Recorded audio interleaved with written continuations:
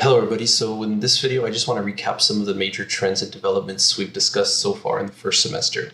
I'm not really going to explain every example and cover every detail because that would probably make this video hours long, but think of this more as like a previously on AP World History type of summary. This will hopefully help you get back up to speed on where we left off before all the testing craziness and the Christmas break and all of that. So let's start with the post-classical era, ranging from the years 1200 to 1450. In East Asia, the most dominant power in this era is the Song dynasty. They are experiencing a cultural golden age with a growing population, highly productive economy, and many new innovations such as gunpowder and woodblock printing. Culturally, Confucianism is making a strong comeback after an earlier period of widespread Buddhist influence in a system that we call Neo-Confucianism, re-emphasizing the role of education, respect for the emperor, and the subordination of women as exemplified through foot binding. Politically, the Song dynasty is one of the most developed bureaucracies in the world thanks to its civil service exam system. Their relationship with their neighbors is characterized by the tribute system, where China requires that these countries to recognize their supreme dominance in return for access to its markets. Chinese ideas would spread to these countries as well, particularly its Confucianist ideas and technologies. So places like Korea, Japan, Vietnam would all be affected by their dominant neighbor to one degree or another. Chinese goods and technologies would also make their way west along the Silk Roads, the major overland trade routes in Eurasia. These routes facilitated the spread of ideas, religions, and luxury goods, while also allowing diseases to impact further places and trigger epidemics. So now let's scroll over to the Middle East. During this time, the mighty Abbasid Caliphate is beginning to fragment under its massive sides, which at its height stretched all the way from Spain in the west to India in the east. New states, many dominated by previously nomadic Turks, are beginning to emerge and take control of various regions of the Caliphate, such as in Spain, in Egypt, which is ruled by the Mamluks, or in Persia by the Seljuks. Islam is the dominant belief system of the region, emphasizing monotheistic concepts adopted from earlier beliefs like Judaism and Christianity, and it's continuing to be spread during this era through merchants and by social pressure in newly conquered areas. Like China, the Islamic world also experienced a cultural golden age during this era, exemplified by its breakthroughs in the fields of mathematics and medicine, and its hub of knowledge in Baghdad, called the House of Wisdom. Many of these ideas would make their way to Europe through Spain, so eventually making their way across North Africa and into the rest of Europe.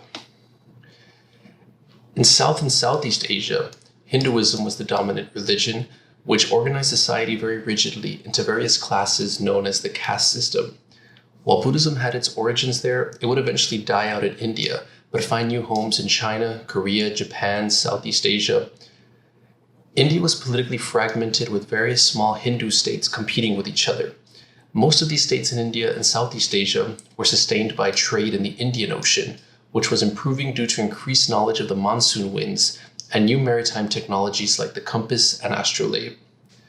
A major development in this era is the arrival of a new Islamic state in the north, known as the Delhi Sultanate. This would introduce conflict between the Hindus and Muslims that will continue to play a role in India from here on. In Africa, states were also being developed based on trade. In West Africa, the Kingdom of Mali became rich off of the gold, salt, and slave trade across the Sahara Desert.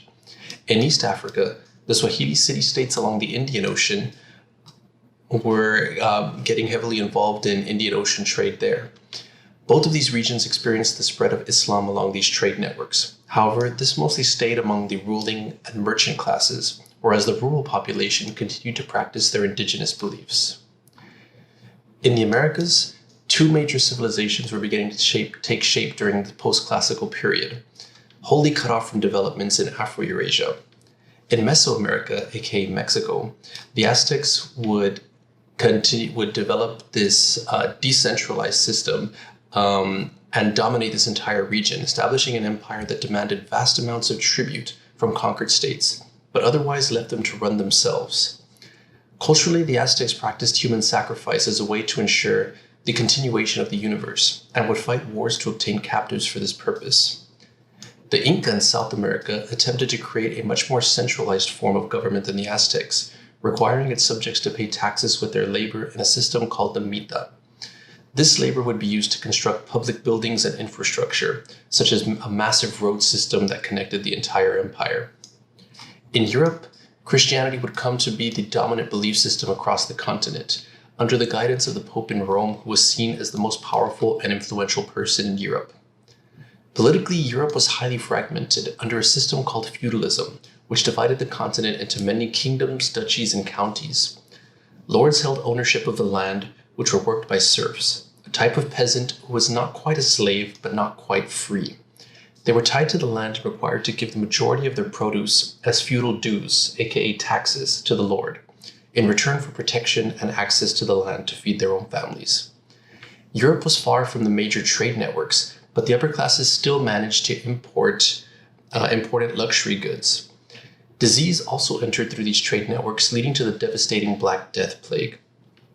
The Renaissance would soon sweep through Europe, which was a rebirth of classical Greek and Roman learning reintroduced to Europe through contact with the Islamic world, and would spur a new curiosity in the world around them. Now finally, we'll end with our recap of the post-classical era by looking at the Mongols. The Mongols are a nomadic people living north of China, who unified under their leader Genghis Khan and embarked on a quest to unite Eurasia under their rule. They toppled the Song dynasty in China, founding their own dynasty there called the Yuan dynasty.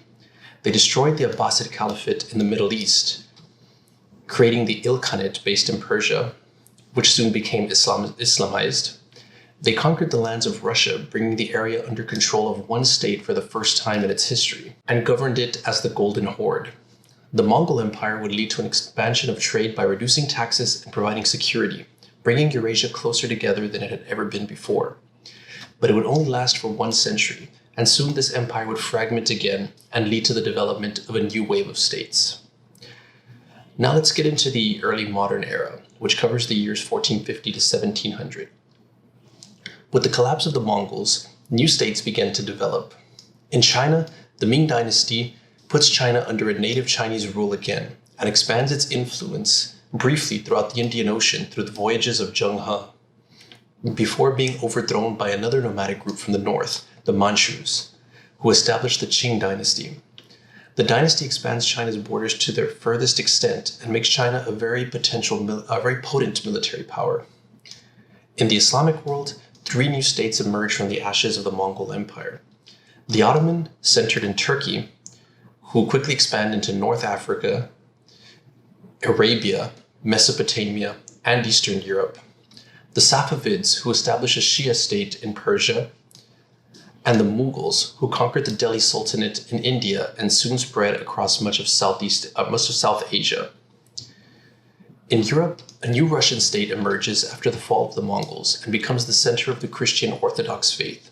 It quickly expands eastward, swallowing up various nomadic groups living in Siberia, where it gains access to vast amounts of wealth. In Western Europe, states began to use technologies developed earlier in the Indian Ocean and began exploring the seas, looking for access to the rich markets in the east.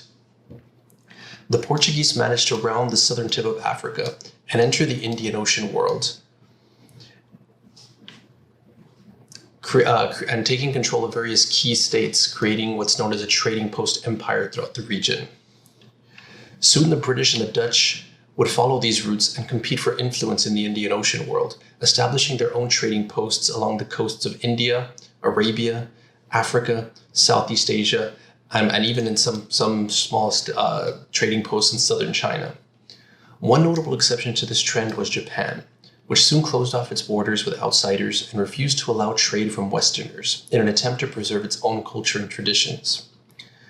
Spain attempts to circumnavigate the world to find their own route, but instead end up running right into the Americas, overthrowing the indigenous Aztec and Incan empires and establishing Spanish colonies, leading to a massive biological exchange, known as the Columbian Exchange. Other European powers, such as the French, English, and Dutch, soon began to establish their own colonies as well. These colonies' primary focus is to extract natural resources such as gold, silver, and cash crops, and send them back to Europe to produce manufactured goods, which can then be sold back to the people in their colonies, a system known as mercantilism. To obtain these resources, Vast numbers of African slaves are shipped across the Atlantic to work in the sugar and cotton plantations, while indigenous Americans are forced to mine for silver using an adaptation of the Incan Mita system.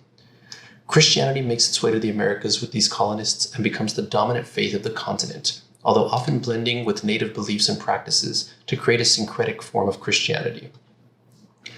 Now let's take a look at some of the major themes of the early modern era. Politically, these newly developing empires are beginning to realize the benefits of centralizing power. Centralizing power means to bring control of the state under the central government, instead of allowing local lords to have control of their own regions. This isn't always easy, however, as local lords resent giving up any of their power that they've become accustomed to previously, and have the potential to create problems for the central government if pushed too far. The concept of absolutism, embodied by the King of France, is a good example of this theme, where the power of the state is completely under the control of the king. King Louis XIV built a massive palace at Versailles and required his lords to reside there, entertaining them with constant lavish parties, but also ensuring that they didn't cause problems and resist him out in their own regions. We also see this in Japan, as it struggles during this era to unite its many warring kingdoms under the new Tokugawa shogunate. Tax collection is another important function of states, and new ways of collecting taxes are developed during the early modern era. The Ottoman used a system called tax farming, where wealthy lords pay their share of taxes up front to the government, and are then allowed to collect taxes from their regions afterwards and keep any excess amount. The Mughals allow local Indian lords, or called zamindars, to collect taxes in their regions, ensuring the cooperation of local Hindu leaders. Militaries are also becoming more centralized and brought under the control of the state, rather than in the hands of local leaders, with an example being the Ottoman Janissaries, who come from outside the Ottoman heartland, and therefore are loyal only to the Sultan and not local lords. Army sizes during this era are growing larger as well, due to this increased organization by central governments and increasingly relying on gunpowder weaponry. In order to effectively centralize, a state needs to have legitimacy.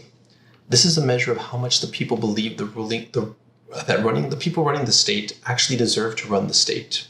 Without legitimacy, the state cannot enforce its laws, collect taxes, raise armies, etc. Many states in the early modern era gained their legitimacy through religion. The Sunni Ottoman Sultan claimed the title of Caliph, aka leader of the Muslim world, thus requiring all faithful Muslims to obey him.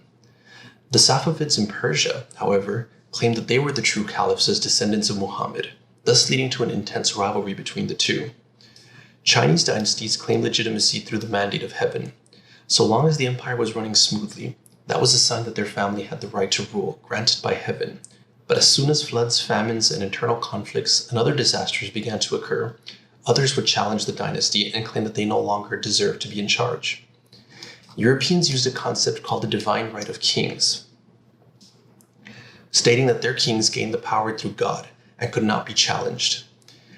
Gaining the blessing of the Pope was another way to ensure legitimacy, although with the spread of the Protestant Reformation in this era, the Catholic Church was beginning to lose its grip on many parts of Europe. Monumental architecture was another method to shore up legitimacy, and states in this era constructed massive palaces and religious structures to awe their subjects and rivals, such as the Versailles Palace in France, the Topkapi Palace in the Ottoman Empire, the Taj Mahal in northern India, and the Forbidden City in China. And I think this pretty much sums up where we're currently at in our narrative. When we continue the story in the second semester, we'll keep seeing this theme of state centralization develop further, but also how the system of mercantilism and feudalism will soon push people to their breaking point and lead to massive new political, social, and economic developments, culminating in two massive world wars that continue to shape our current world.